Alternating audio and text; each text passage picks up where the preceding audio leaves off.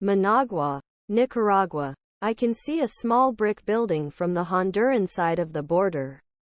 It's down a hill in the mountains, and that's where Nicaragua begins. And as soon as I walk down that hill, it feels like I've stepped back in time. A large billboard once beckoned tourists.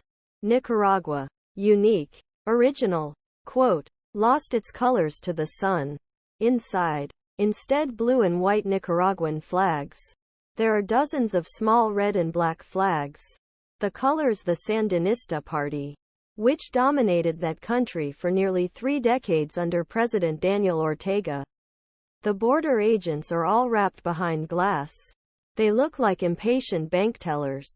I look at the Nicaraguan passport in my hand and I know there is no turning back. I was hoping for a Nicaraguan passport.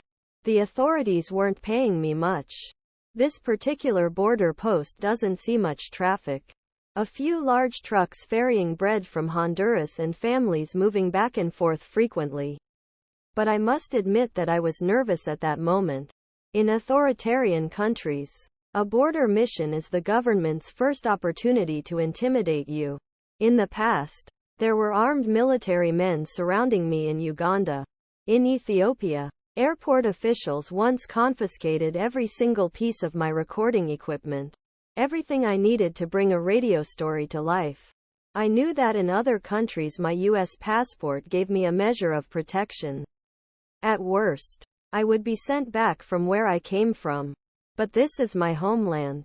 And instead of feeling protected by my Nicaraguan passport, I felt vulnerable. I went to the counter and gave my passport to a border agent.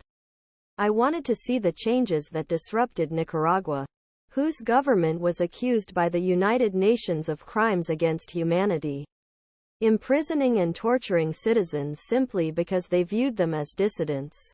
I reviewed all the scenarios that came to my mind. I thought about the questions the representatives would ask. I dreamed that they were angry with me.